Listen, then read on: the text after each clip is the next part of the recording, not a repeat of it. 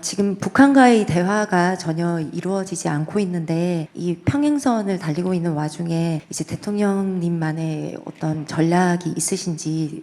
북한 입장에서는 북한이라고 하면 참 싫어하더군요. 북측에서는 이 무인기가 또 날라왔더라. 이거 뭐냐? 말로는 대화, 소통, 협력, 평화, 안정 얘기하면서 사실은 공식적으로 못하니까 이제는 민간인 시켜서 몰래 또는 아니면 뭐 직접이든지 뭐 이렇게 하는 거 아니냐. 뭐 제가 이런다고 북한 편드는 건 아니에요. 말만 하면 북한 편든다고. 역지사지 하는 게 역지사지. 역지사지 하는 겁니다. 예, 질문 기회 주셔서 감사합니다. 로이터 통신의 김희진 기자라고 합니다. 지금 북한과의 대화가 전혀 이루어지지 않고 있는데 이 평행선을 달리고 있는 와중에 이제 대통령님만의 어떤 전략이 있으신지, 그리고 그 중에서 그 한반도 비핵화에 대해서 미세한 조절이나 어떤 변화도 한 번쯤 고려를 해보실 수 있으신지 궁금합니다. 감사합니다. 남북 관계는 참 어려운 상황이 됐습니다.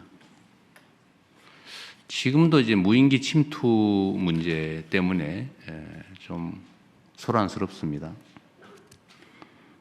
북한 입장에서는 북한이라고 하면 참 싫어하더군요. 북측에서는 이 정권이 교체됐는데도 이 무인기가 또 날라왔더라. 이거 뭐냐?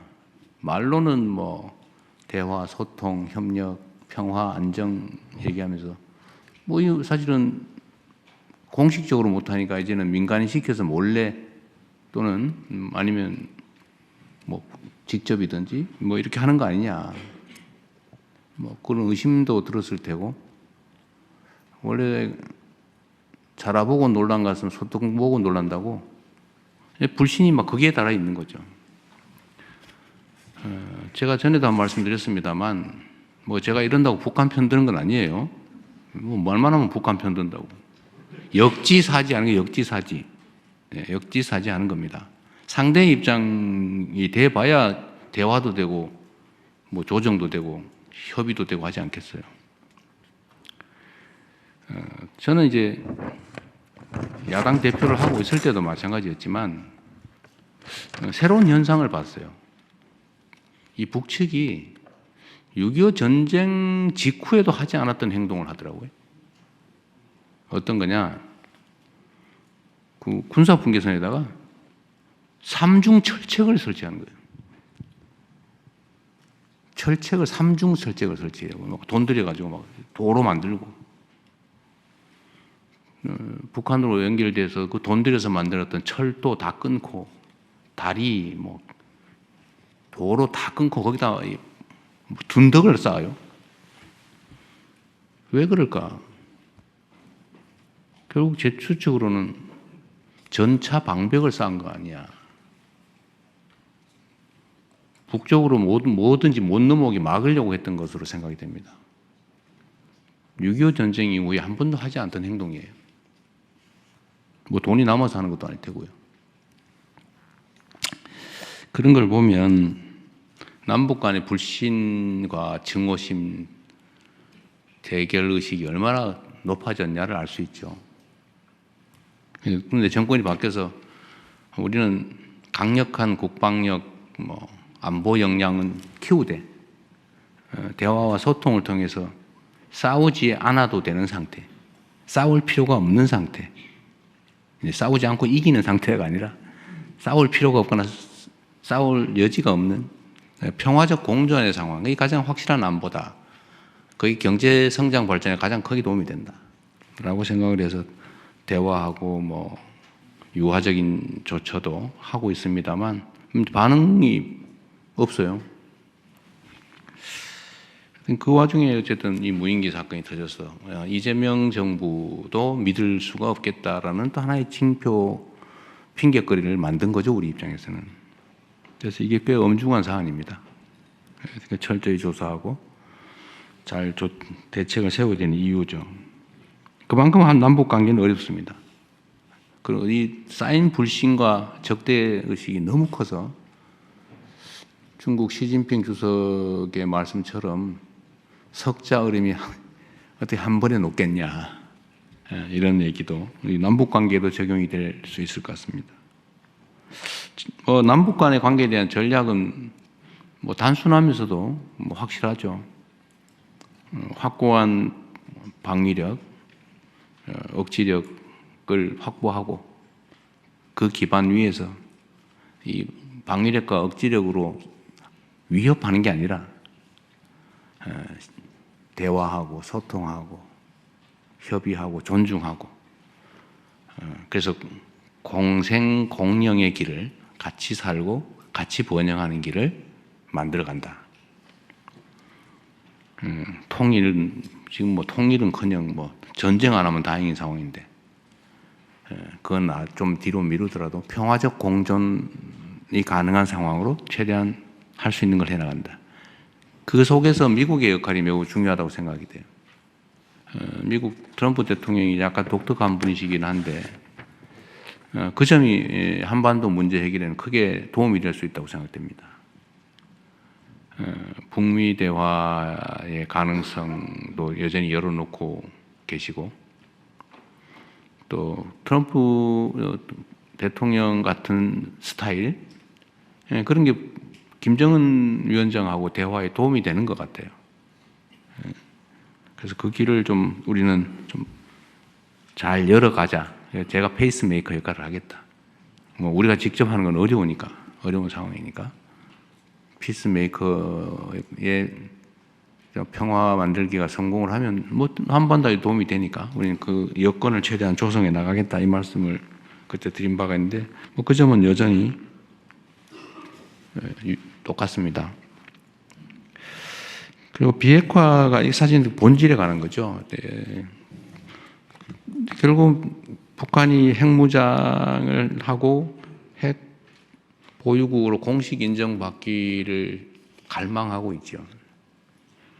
그리고 아마 그거는 모든 전문가들이 예측하는 것처럼, 알고 있는 것처럼 체제 유지 보존 욕구 때문이겠죠. 불안하니까. 그리고 그 문제를 해결할 수 있는 핵심은 북미 관계라고 보고 있는 것 같아요. 실제로도 그런 것 같습니다. 그래서 핵 문제는 이상적으로 본다면 북한의 핵이 없어지는 한반도 비핵화, 뭐 남쪽에는 없고 앞으로도 핵 무기를 보유할 생각이 없으니까 이제 북측에만 핵무기가 없으면 이제 한반도 비핵화는 되는 거죠. 그 비핵화를 해야 되는데 가장 이상적이긴 하지만 북한이 핵을 포기하겠습니까? 그건 또 아주 엄연한 현실이죠. 엄연한 현실과 바람직한 이상. 이 두 가지는 쉽게 공존하기 어렵죠. 그럼 이 상태로 보면 계속 갈 거냐? 지금까지 전략은 그랬죠. 기다려보자. 견디자. 이상을 향해서, 이상을 꿈꾸면서 현실을 외면했죠. 결과는 어떻게 됐냐? 핵무기가 계속 늘어나고 있어요. 핵무기가 계속 자라고 있어요.